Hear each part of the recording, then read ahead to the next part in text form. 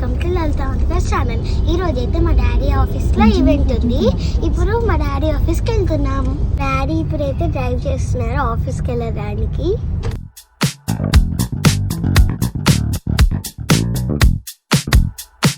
ఇప్పుడు మా నాన్న వాళ్ళ ఆఫీస్కి వచ్చాం. క్యాంపస్ మొత్తం చూద్దాం పదండి.